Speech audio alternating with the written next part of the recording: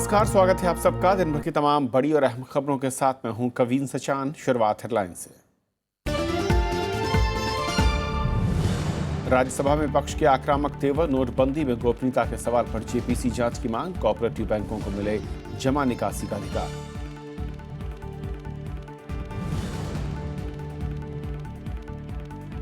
ममता बनर्जी की अगुवाई में राष्ट्रपति भवन तक मार्च, एनडीए सहयोगी शिवसेना का मिला साथ, फैसला वापसी के लिए राष्ट्रपति से दखल की मांग।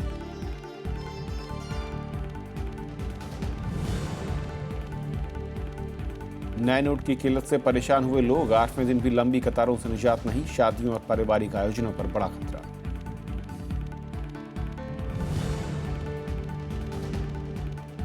सतलुज यमुना लिंक नहर के विरोध में पंजाब विधानसभा ने प्रस्ताव पारित किया, हरियाणा, राजस्थान और दिल्ली से पानी का बिल वसूलने का फैसला, अधिग्रहित जमीन किसानों को वापस।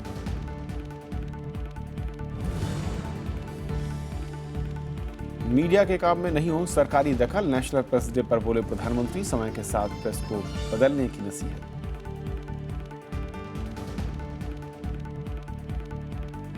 और आइए देखते हैं पहली खबर।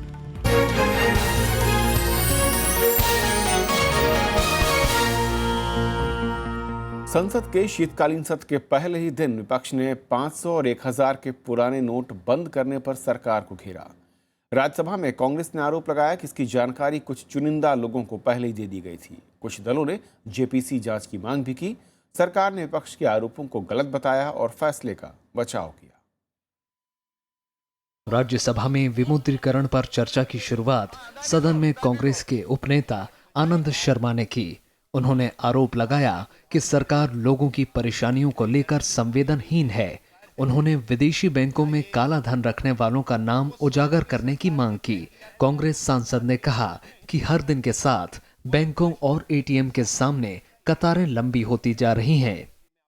कौन सा अधिकार प्रधानमंत्री और आपका है कि बैंक में जमा खातों पे पैसा निकालने पर आप पाबंदी लगाएं? यह अधिकार किस कानून ने आपको दिया है? किस संविधान ने आपको यह कानून दिया है? ये कैसा देश आप बना रहे हैं कि पैसा हमारा हो और आपसे भीख मांगे? समाजवादी पार्टी सांसद राम गोपाल यादव ने कहा कि ऐसी स्थिति आपातकाल में भी नहीं बनी, जब लोगों को ऐसी मुसीबतों का सामना करना पड़ रहा है। बीएसपी सांसद मायावती ने बिना तैयारियों के ये फैसला लागू करने पर सवाल उठाया। इन्होंने 10 महीने में, यदि सही मायने में इन्होंने ईमानदारी निष्ठा से जो आप फैसला लिया है, इसकी तैयारी की होती 10 महीने के अंदर, तो 10 महीने में जो आज प्रॉब्लम क्रिएट हुई है ये नहीं होती, बल्कि 10 महीनों के अंदर इस ओर ध्यान देने की बजाय इन्होंने अपनी पार्टी की तरफ ध्यान दिया। इस इमरजेंसी में ये दिक्कत हो गई कि आदमी अपना पैसा लेकर ही भिखारी बन गया, बैंक के सामने खड़ा है कि मेरा पैसा है, उसकी जगह मेरा पैसा दे दो।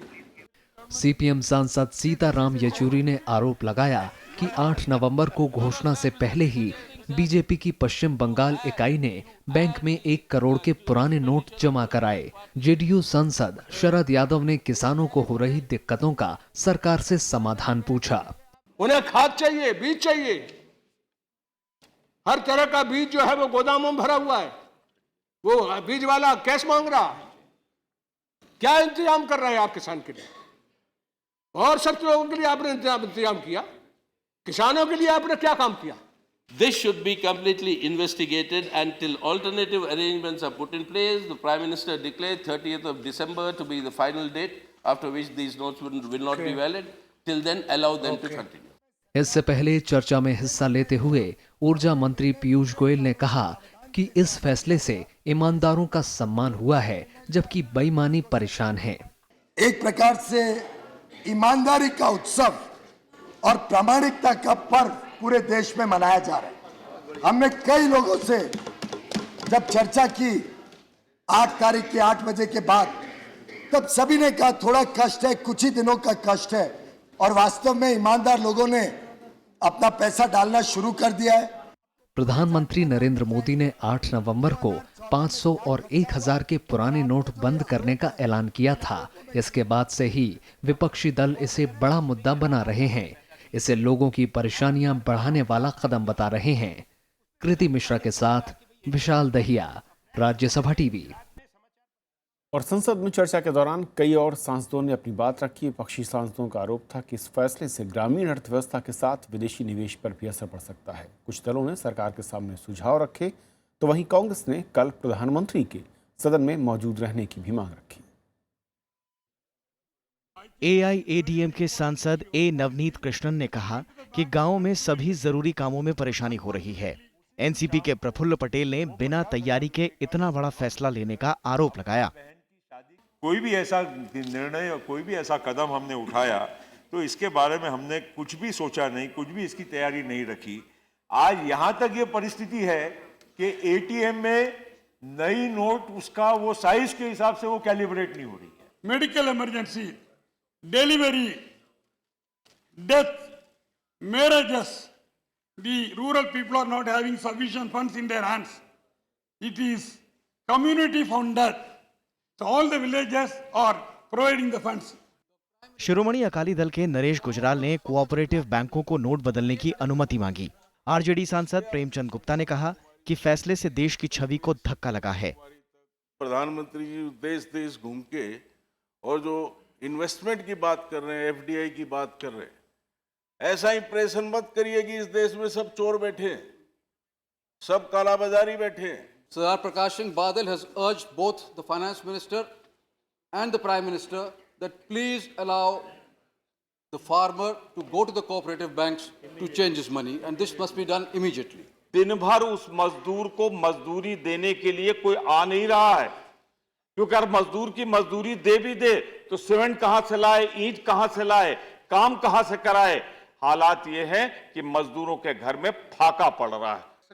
सूचना और प्रसारण मंत्री एम वेंकैया नायडू ने कहा कि इस फैसले से पता चल जाएगा कि कौन काले धन के खिलाफ है और कौन साथ में। This temporary pain is going to get long-term gain. Please understand this and don't try to heckle it and then don't try to hit the poorer section. नेता विपक्ष गुलाम नबी आजाद ने कहा कि गुरुवार की चर्चा के दौरान प्रधानमंत्री भी सदन में मौजूद रहें। He should listen the honorable speakers, honorable members of different political parties, so that even if he has to make intervention or he has to reply, so that he is fully aware what the honorable members are wanting him to speak. विमुद्रीकरण पर चर्चा गुरुवार को भी जारी रहेगी। चर्चा में कई और दलों के सांसद हिस्सा लेंगे। विशाल दहिया, राज्यसभा टीवी। उधर पश्चिम बंगाल की मुख्यमंत्री ममता बनर्जी ने नोटबंदी का फैसला तुरंत वापस लेने की मांग की। आज उनकी अगुवाई में टीएमसी, शिवसेना और नेशनल कॉन्फ्रेंस समेत कई दलों के नेता राष्ट्रपति से मिले और इस मुद्दे पर दखल की मांग की, जिससे देश में हालात सामान्य हो सके। 500 और 1000 के नोट बंद करने के विरोध में ममता बनर्जी की अगुवाई में कई दलों ने बुधवार को राष्ट्रपति भवन तक मार्च निकाला। इसमें टीएमसी के अलावा आम आदमी पार्टी, नेशनल कॉन्फ्रेंस के साथ ही एनडीए में शामिल शिवसेना के नेता शामिल हुए। पश्चिम बंगाल की मुख्यमंत्री ममता बनर्जी ने विमुद्रीकरण से पैदा हुए हालात को संवैधानिक संकट बताया। ऐसा परिस्थिति हो गया कि एक कॉन्स्टिट्यूशनल क्राइसिस हो गया, एक फाइनेंशियल कैलामिटीज हो गया, एक फाइनेंशियल इमरजेंसीज हो गया। हम लोगों ने मिलके, उमर जी ने बहुत बढ़िया बोला कि ये देखिए, पहले आप नॉर्मलसी रेस्टोर कीजिए। मार्च में शामिल दूसरे दलों का आरोप है कि सरकार के इस कदम से काला धन रखने वालों के बजाय आम जनता पर इसकी मार पड़ी है। काले धन वाले तो रोज लंबे रह गए, लेकिन जो सही जिसके पास सफेद धन है उसको तकलीफ हो रही है। बैंकों में जाओ तो अपना खुद का पैसा निकाल नहीं सकते। जो काले धन वाले असली हैं उनको पकड़िए। विजय माल्या 9000 करोड़ लेके भाग गया इंग्लैंड में, उनको वापस लेके आइए। स्विस बैंक में कितने पैसे पड़े हैं उनका हिसाब दीजिए। उधर कांग्रेस उपाध्यक्ष राहुल गांधी ने मुंबई के वकोला में एटीएम की लाइनों में लगे बुजुर्गों और महिलाओं की परेशानी पूछी। उन्होंने कहा कि सरकार के नोटबंदी के फैसले से केवल आम लोगों की मुश्किलें बढ़ी हैं। पैसा निकाल रहे हैं और आप देखना, आप सब देखना, जो लाइन में खड़े हो आप सब देखना, आपके पैसे से हिंदुस्तान के सबसे बड़े उद्योगपतियों का कर्ज माफ होने वाला है। हम पार्लियामेंट में ये सवाल उठाएंगे। विमुद्रीकरण के ऐलान के 8 दिन बाद भी बैंकों और एटीएम के बाहर लोगों की लंबी लंबी कतारें लगी हुई हैं। त्रिपुरा के मुख्यमंत्री माणिक सरकार ने केंद्र से 30 दिसंबर तक पुराने नोट से लेन देन जारी रखने की मांग की है। वहीं तमिलनाडु सरकार का कहना है कि इससे किसानों को कर्ज देने पर असर पड़ रहा है। रविंद्र सिंह श्योरान के साथ अनु दीवान, राज्यसभा टीवी।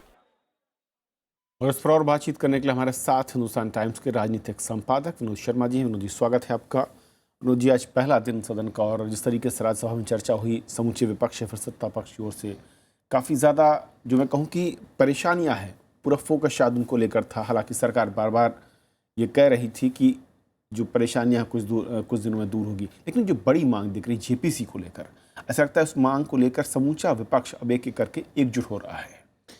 देखिए, एक तो सबसे अच्छी बात यह है कि पहले दिन बहस हुई, क्योंकि ये आकलन लगाया जा रहा था कि हो सकता है कि पार्लियामेंट को स्टॉल किया जाए, उसको काम ना करने दिया जाए। लेकिन जनता की समस्याएं इतनी हैं कि हर विपक्षी दल और रूलिंग पार्टी इस बात पे सहमत हुए कि बातचीत होनी चाहिए, बहस होनी चाहिए सदन में, क्योंकि पार्लियामेंट जो है वो जो सॉवरेन है, जो आज के दिन दिक्कत में है, उसको रिप्रेजेंट करता है, जिसका नाम वोटर है। और वोटर आज के दिन दिक्कत में है, ये बात सरकार भी मानती है। सरकार का ये कहना है कि एक पासिंग फेज है, ये थोड़े दिनों की बात है। और विपक्ष का ये कहना है कि ये थोड़े दिनों की बात भी बहुत भारी गुजर रही है लोगों पर, क्योंकि मिसाल के तौर पर आप ये कह रहे हैं कि 10 दिन में ठीक हो जाएगा, लेकिन जिस किसी बीमार व्यक्ति को एकदम इलाज की ज़रूरत है, जिसकी बेटी की शादी के लिए पैसे की ज़रूरत है, तो उसको तो एकदम चाहिए ना, तो वो तो 10 दिन इंतज़ार नहीं कर सकता। और यही समस्या मैं समझता हूँ कि सरकार को समझनी चाहिए। विपक्ष का ये कहना था कि ये फैसला आकस्मिक लिया गया, लेकिन इससे पहले कुछ लोगों को इसकी जानकारी दे दी गई थी, और उस संदर्भ में सीताराम येचुरी ने जॉइंट पार्लियामेंट्री कमेटी की डिमांड की और ये कहा कि इसमें तहकीकात होनी चाहिए। अब और लोग इस पे मानते हैं नहीं मानते तो देखने वाली बात है, क्योंकि अभी बहस चलेगी, हो सकता है कल चले और फिर परसों भी चले, क्योंकि जब ये बात हुई कि 5 घंटे सिर्फ चलेगी, जब डिप्टी चेयरमैन ने कहा तो उस वक्त ये तय हुआ कि सब लोग बोलना चाहते हैं इस पे, और इस पे व्यापक बहस होनी चाहिए और होनी भी चाहिए। इस ऐसे विषय पे व्यापक बहस नहीं होगी तो किस विषय पे होगी। और जिस तरीके से कई सारे मैं कहूँ प्रावधानों को लेकर जो अलग अलग सांसदों की ओर से मशवरे थे, बहुत अहम रहे, और लगता है आपको कि सरकार क्योंकि हर रोज़ कुछ नए रियायतों के साथ आगे बढ़ रही है तो उनको भी एकोमोडेट करना चाहिए, कर सकती है? देखिए, मैं हालांकि मैं मजाक में ही कहता हूँ कि मैं इसको डिमोनेटाइजेशन नहीं मानता। ये एक तरह से डिमोनाइजेशन हो गया है करेंसी का, उसको एक विभत्स रूप दे दिया गया है। और ये जो मांग उठी आज सदन में कि भाई 30 दिसंबर तक, जब तक कि पैसे बैंकों में जमा कराए जा सकते हैं, उस समय तक जो अभी यूटिलिटी के लिए जो पैसे पुराने लिए जा रहे हैं उसकी डेडलाइन एक्सटेंड की जानी चाहिए। एक डिमांड तो ये थी, और दूसरी डिमांड ये थी कि जो रूरल कोऑपरेटिव बैंक्स हैं उनको भी नोट एक्सचेंज करने का अधिकार दिया जाए।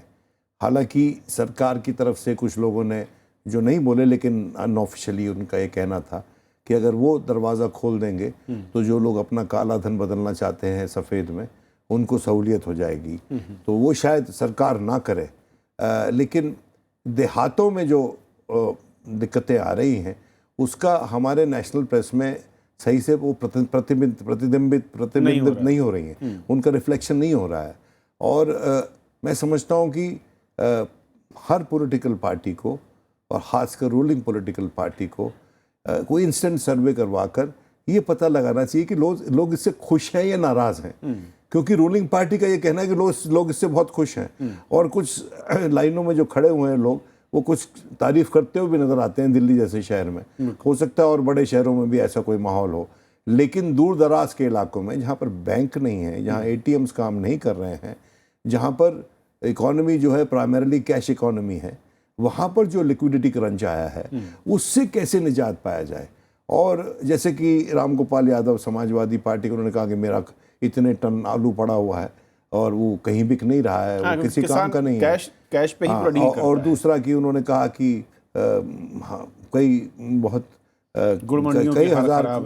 कई हजार करोड़ रुपए की जो सब्जी है वो ज़ाया हो गई है। तो एक इंसान को दिक्कत हो रही है, उसको बीज खरीदने में दिक्कत हो रही है, उसके पास कैश नहीं है, उसको खाद खरीदने, रबी का सेक्शन है, सीज़न है, और उनको वो खाद खरीदने के लिए पैसा नहीं है। तो मैं समझता हूँ कि सरकार को अपने आप को ये कन्विंस ना करे कि सब कुछ ठीक है। ऐसी स्थिति में सरकारों को ज़्यादा स्केप्टिकल होना चाहिए। बिल्कुल, और जो सुझाव आ रहे हैं विपक्ष से ज़्यादा स्केप्टिसिज्म सरकार को होना चाहिए।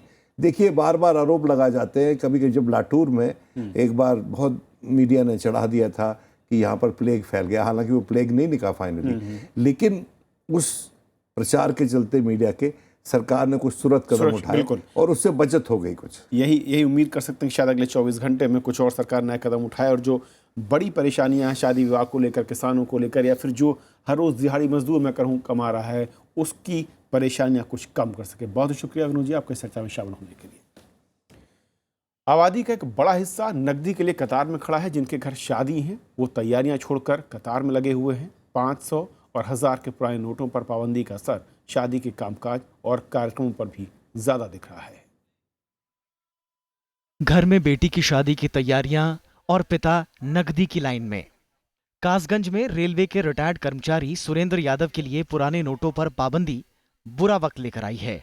बेटी शीतल के लिए जो नकदी चाहिए, उसके लिए परिवार के दूसरे सदस्य भी लाइन में हैं। पैसा तो मिला, लेकिन इतना नहीं कि उससे सारी जरूरतें पूरी हो जाएं। लिहाजा तिलक समारोह रद्द करना पड़ा। आज में शादी है और शादी में इतने रुपया, कुल 900 रुपया हमारे पास बचा है और शादी पूरी पड़ी हमारी। बैंक से जो लाए थे वो चला गया, दे दिया, मैंने थोड़ा थोड़ा सबको डिवोट कर दिया है और अभी सामान अभी और भी आना है। मां को चिंता सता रही है कि बेटी शीतल के ससुराल में होने वाली रस्मों के लिए नकदी कहां से आएगी। वहीं शीतल घर वालों की परेशानियों को लेकर फिक्रमंद है। शादी, कम से कम शादी के जो लोग हैं उनके लिए कुछ तो आप करिए, कुछ तो कॉम्प्रोमाइज करिए। आपने तो बस अपनी एक स्कीम निकाल दी कि भैया नहीं चलेंगे। अब समस्या तो हम लोग के सामने आ रही है ना। लेकिन घर में कुछ लोग इस फैसले का समर्थन भी कर रहे हैं। घर में शादी है, ज्यादा दिक्कत नहीं है। अगर आपका कुछ भी है 15 दिन के लिए किसी को भी डिले कर सकते हो। आपका मार्केट वैल्यू क्या है, आपकी गुडविल क्या है। बैंकों में देर रात तक कामकाज हो रहा है, बावजूद इसके लाइन बढ़ती जा रही है। Public's queue that is more than 1 kilometer long, and for us it's a very difficult to go out and again put in the cash in the ATM. शीतल जैसे तमाम और जोड़े हैं जिनकी शादियों में परेशानियां आ रही हैं। भारतीय शादियों का अर्थशास्त्र नकदी पर चलता है, क्योंकि टेंट और बाजे से लेकर सारी रस्मों में नकदी जरूरी होती है। के घर में शादी अब खुशी के मौके की जगह मुसीबत का सबब बन गया है। छोटे से लेकर बड़े खर्चों के लिए नकद जुटाने में लोगों को खासी मशक्कत का सामना करना पड़ रहा है। कैमरा पर्सन विजय सिंह के साथ नवविक्रम सिंह, राज्यसभा टीवी, कासगंज। और ज़मीन पर किस तरह की दिक्कत या फिर सहूलियत सामने आ रही हैं, इस पर बातचीत करने के लिए हमारे दो संवाददाता इस वक्त मौजूद हैं।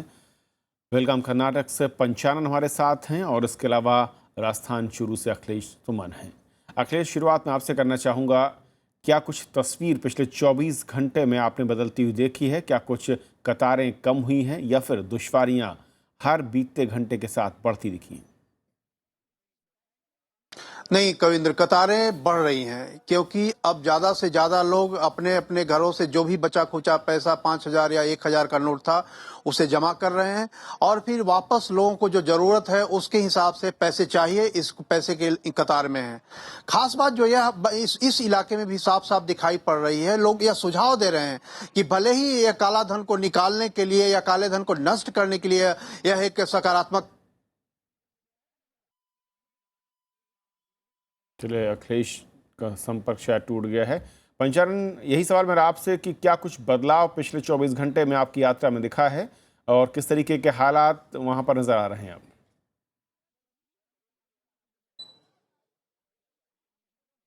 जी हाँ कविंद्र, देखिए हम दक्षिण में हैं, उत्तर कर्नाटक का इलाका है ये, और ग्रामीण इलाकों के हमने काफी दौरा किया इस दौरान।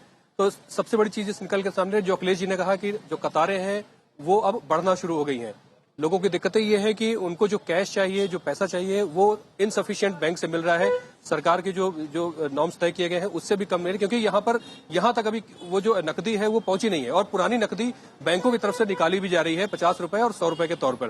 तो कतारें बढ़ रही हैं। हम आपको दिखा सकते हैं, इसे एक लाइन यहाँ पर आप देख सकते हैं, लंबी लाइन है यहाँ पर। रात का यहाँ पर 8 बज रहा है, लेकिन उसके बावजूद भी शाम 4 बजे से लाइन जो है थमने का नाम नहीं ले रही। लेकिन एक और बड़ी बात यह है कि 24 घंटे में से सिर्फ 4 या 6 घंटे एटीएम काम कर रहे हैं, जो कि बहुत ही अपर्याप्त है किसी तरह से। और बैंकों में जो कामकाज का समय है वो भी उनके लिए अपर्याप्त साबित हो रहा है।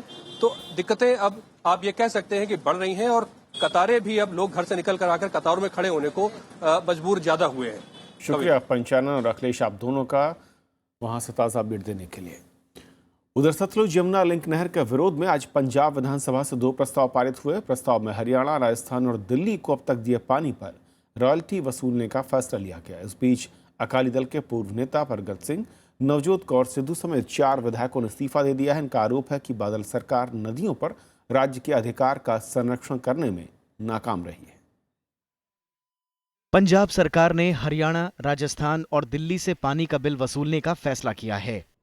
पंजाब सरकार दिल्ली, हरियाणा और राजस्थान को 1966 से लेकर अब तक दिए पानी का बिल भेजेगी।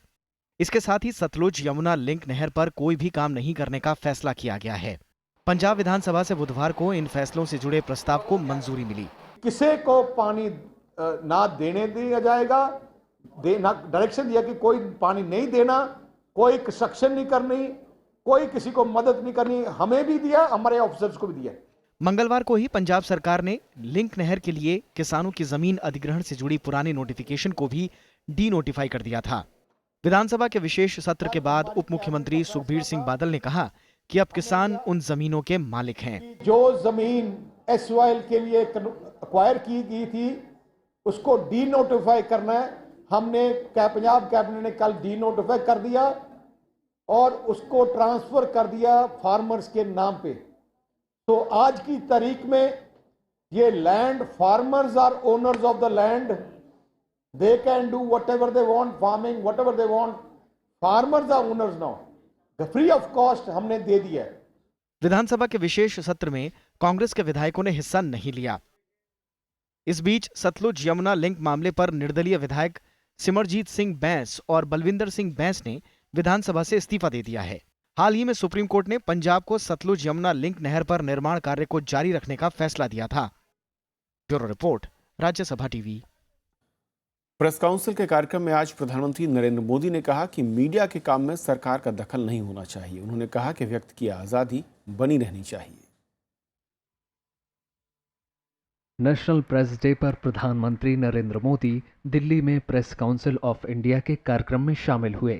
इस मौके पर उन्होंने कहा कि मीडिया पर सरकार या बाहरी नियंत्रण समाज के लिए ठीक नहीं है। प्रधानमंत्री ने मीडिया में आत्मनियंत्रण की व्यवस्था को सही बताया। बाहर के नियंत्रण की कल्पना उस समाज को आगे ले जाने वाली कल्पना हो ही नहीं सकती। आप ही लोगों ने बैठ करके इसी काउंसिल जैसी व्यवस्था के माध्यम से, सीनियर लोगों के अनुभव के माध्यम से और समाज का सर्वग्राही हित देख करके हम इन अवस्थाओं को विकसित कैसे करें। उन्होंने हाल के दिनों में पत्रकारों की हत्या की घटना की निंदा की। सरकारों का दायित्व बनता है कि ऐसे लोगों के साथ जो भी गलत आचरण होता है उनको न्याय मिलना चाहिए, उनकी सुरक्षा की चिंता होनी चाहिए। प्रधानमंत्री ने कहा कि सरकार और मीडिया में संवादहीनता नहीं होनी चाहिए। देश में बदलाव के लिए सरकार और मीडिया दोनों की अहमियत होती है। इस समारोह में उत्कृष्ट पत्रकारिता के लिए जाने माने पत्रकार एस निहाल सिंह को राजा राम मोहन राय राष्ट्रीय पुरस्कार से सम्मानित किया गया। इसके साथ ही राज्यसभा टीवी के वरिष्ठ पत्रकार अरविंद कुमार सिंह को ग्रामीण पत्रकारिता के लिए सूचना और प्रसारण मंत्री वेंकैया नायडू ने सम्मानित किया। इस मौके पर पत्रकारिता के क्षेत्र के योगदान के लिए कई वरिष्ठ पत्रकारों को भी पुरस्कृत किया गया। Bureau report, Rajya Sabha TV. RSS से जुड़े मानहानि मामले में कांग्रेस उपाध्यक्ष राहुल गांधी बुधवार को भिवंडी की अदालत में पेश हुए। अदालत ने निजी मुचलके पर राहुल गांधी को जमानत दे दी। राहुल गांधी ने अदालत के बाहर पार्टी समर्थकों को संबोधित किया। केंद्र सरकार पर तानाशाही तरीके से काम करने का आरोप लगाते हुए उन्होंने कहा कि वो महात्मा गांधी की विचारधारा के लिए लड़ाई जारी रखेंगे और इस मामले की अगली सुनवाई अगले साल 30 जनवरी को होगी। विदेश मंत्री सुषमा स्वराज का दिल्ली के एम्स में इलाज चल रहा है। 7 नवंबर को उनकी किडनी के काम न करने के चलते उन्हें हॉस्पिटल में एडमिट किया गया था, जहां वो डायलिसिस पर हैं। सुषमा स्वराज ने ट्वीट किया है कि उनकी किडनी ट्रांसप्लांट किया जाना है और जिसके लिए सभी टेस्ट किए जा रहे हैं। सुषमा स्वराज पिछले कई दिनों से सेहत संबंधी समस्याओं से जूझ रही हैं। इससे पहले अप्रैल में उन्हें सीने में दर्द की शिकायत के बाद हॉस्पिटल में एडमिट किया गया था। तो खबरों के आज के सफर में इतना ही। नमस्कार।